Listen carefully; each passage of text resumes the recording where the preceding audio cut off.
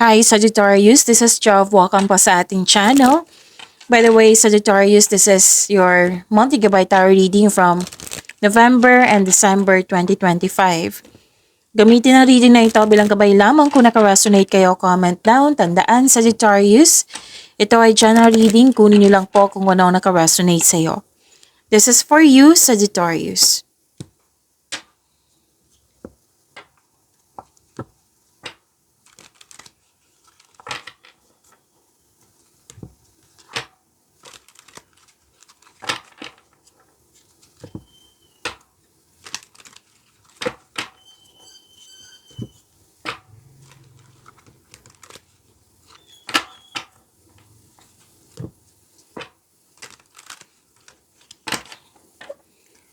Para po ito sa iyo, Sagittarius.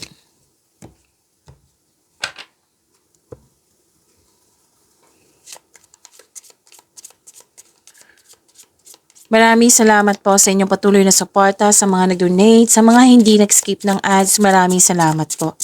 Sa mga hindi pa nag-subscribe, subscribe na po kayo at click bell notification para malaman nyo na may bago tayong video. Para sa mga gusto magpa-reading po, comment po kayo ng personal reading. Again, comment kayo ng personal reading and check my reply sa comment section. Ay, wow!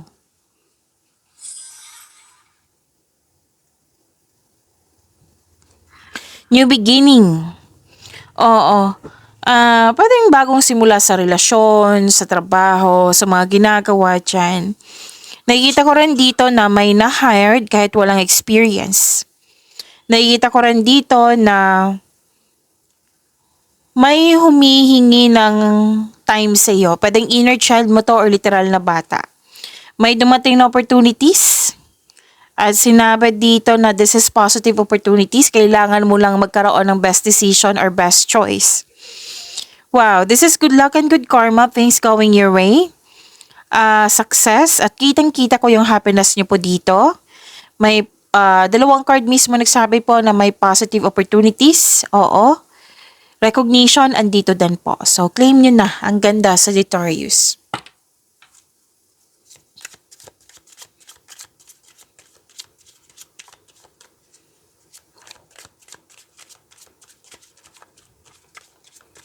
Energy po ni Sagittarius ngayong November and December 2025.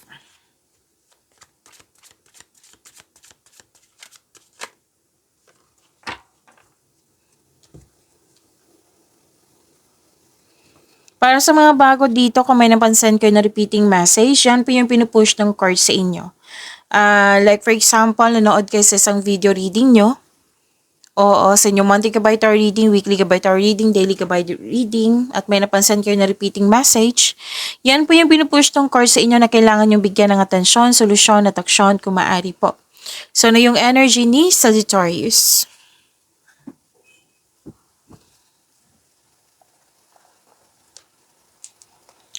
So, nag-clarify po siya from here na new beginning at dito din. Abundance, claim niyo po.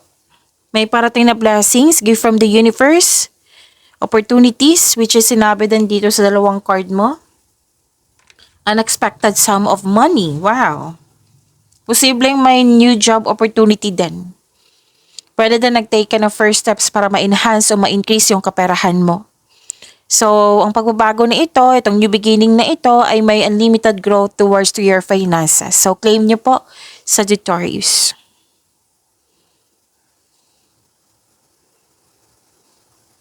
Promotion din, nakikita ko dito. Pagtaas na kita, sweldo, allowance, or ng iyong posisyon. Financial growth and stability, kitang-kita ko pa rin dito. Ang ilan sa inyo, mag-change career na may offer na mas maraming, mas magkakaroon siya ng stability and abundance. Kaya lilipat ang ilan sa inyo.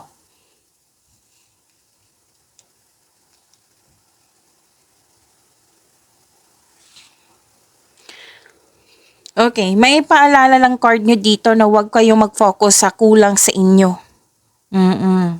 So, think positive, i-release yung negativity, Kung hindi ka comfortable sa sandaling ito, itong pagbabago na ito, makukuha mo ang kailangan mo, sabi ng iyong card. Mag-focus kayo sa mind healing instead of suffering.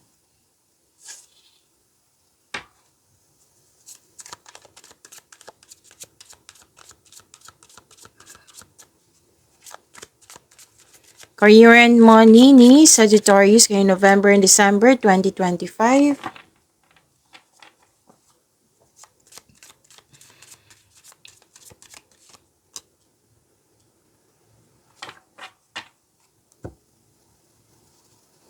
Dalawang card mismo nagsabi dito na may celebration. May achievement, may success, may celebration, may togetherness. Opo. May maganap din na groupings or collaboration. So, itong grupo ng tao ay very supportive sa iyo. Pwede din magkakaroon ng company outing. Oo. May celebration talaga dito. At ang celebration na ito, this is a stress reliever mo. Oo. Okay? So, may changes na mangyayari. Which is maganda. Kasi this is magandang kapalaran. This is blessings, good fortune, job opportunity. Oo, andito pa rin yung unexpected wealth, financial stability. So, ilang beses na lumabas dito but different card po siya. Merong malaking pera na parating sa iyo.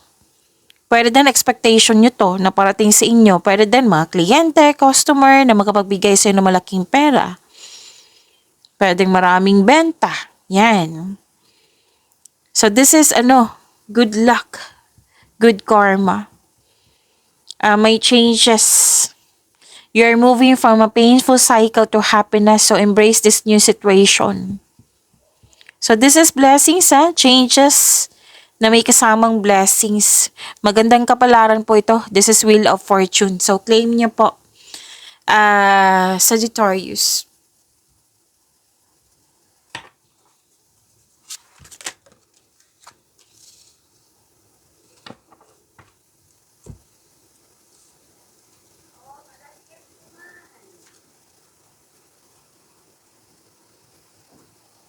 This is about your love life, self-love, partnership, and romance.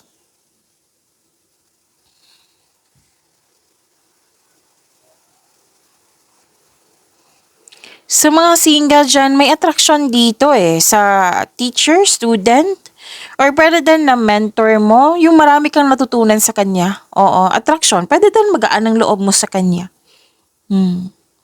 Sa mga relasyon sa buhay mag-asawa, okay, sa mga relasyon muna, may pamanahikan ako nakikita dito or kasal.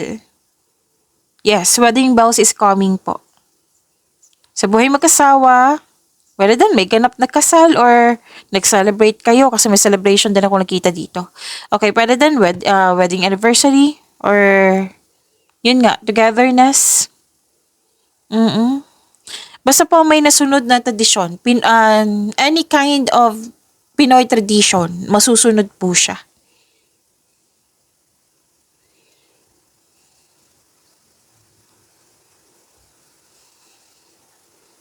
Okay, maalaga kayo sa inyong partner, sa inyong family, maasahan din kayo.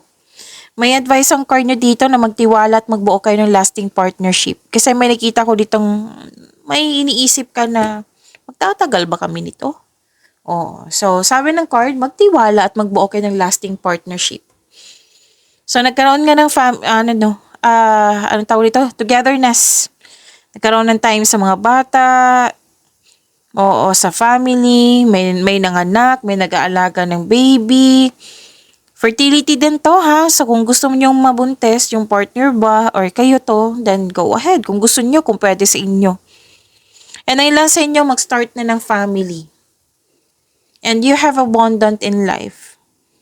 Yes, sabi ng yung card.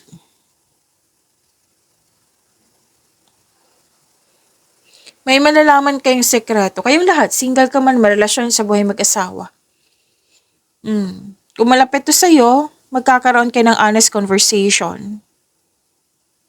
Kung single ka, may malalaman kang sekreto mula sa isang tao na interested ka. Basta po, kasi malakas ang iyong intuition. May malalaman kayong sekreto at mabubulgar ito. Okay? So, pag-imanin niyo po yung blessings na binigay sa inyo. Sagittarius, see you tomorrow. Maraming salamat po.